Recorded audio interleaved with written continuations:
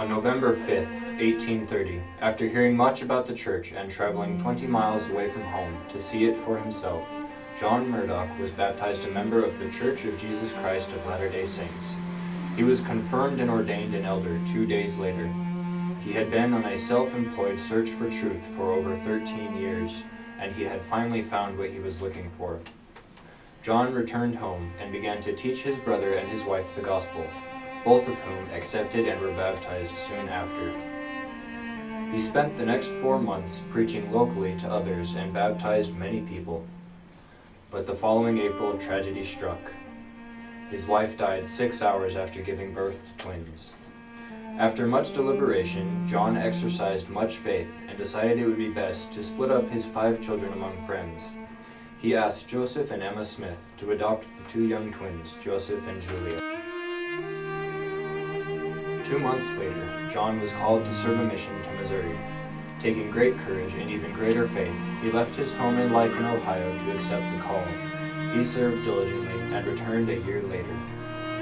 But he was once again heartbroken to find out that his youngest son had died from exposure he had suffered the night Joseph was torn from his house by a mob. Can you even imagine what he felt when shortly thereafter he was called to serve a second mission?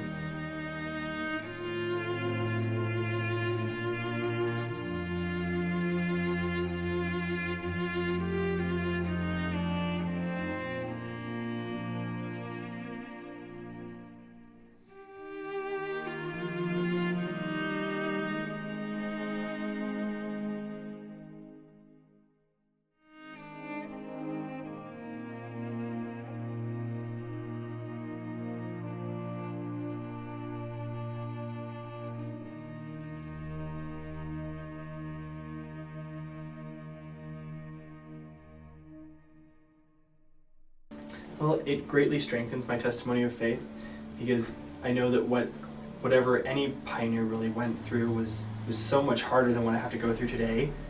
And they had to have so much more faith to be able to stay in the gospel at that point with all the hard things that they have to do.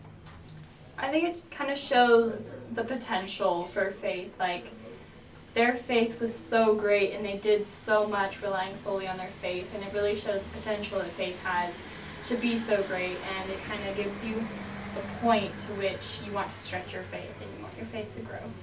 Well, I see the amazing trials that they went through, that they continue to have faith for, and it's amazing. And it definitely strengthens me in times when I have challenges and trials of my faith that I can look back on there, especially since I went on trek and I was able to feel the Spirit there too.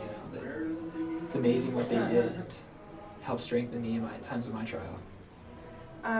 It strengthens my testimony a lot because I see the faith that they had in the trials that they went through, and it just kind of gives me something to look up to.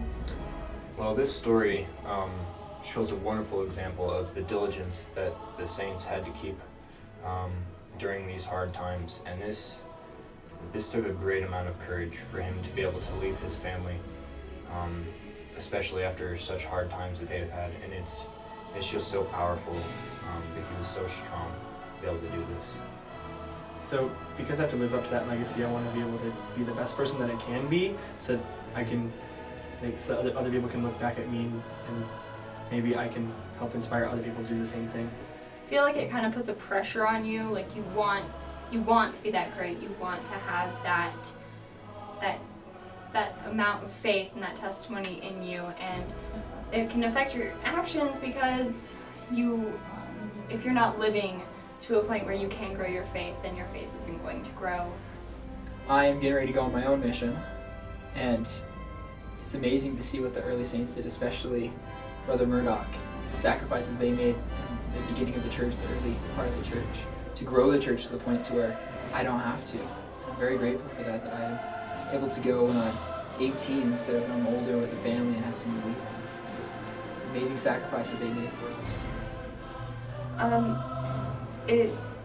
It makes me want to be more, it wants me to strive for more, to have more faith and to exercise that faith.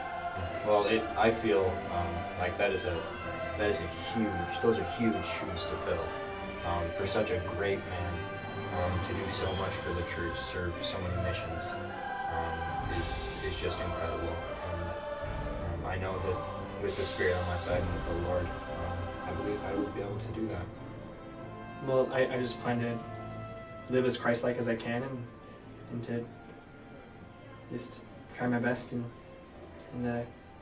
keep all the commandments and try to show as much charity as I can, so that I can have a lot of impact on other people. I think an important way of leaving a legacy is how you treat others and how your actions impact others. Because if you like live a great life and you do great things but you don't treat people well, then you're not respected. You're not seen as being great. I have to say this to remember and keep their story in mind and try to live up to the sacrifices that they made. All the early saints sacrificed so much, and all our parents and so many people have sacrificed so much for us. But to live up to that, to do the best that I can, and grow off of that, and hopefully help my children and future generations also. Really just following the golden rule, and also treating others the way that I want to be treated, and by being kind to everybody and following Christ's example. Well, I would hope that I'd be able to leave my legacy in the form of my children. That I'd be able to raise them in the way that the Lord wants me to, with the gospel. Make them strong youth, that they'll be able to help guide others on the right path. My name is Isaac, My name is Amy. My name is Devin. My name is Katie. My name is Daniel. and I'm leading a legacy. And I'm leading a legacy.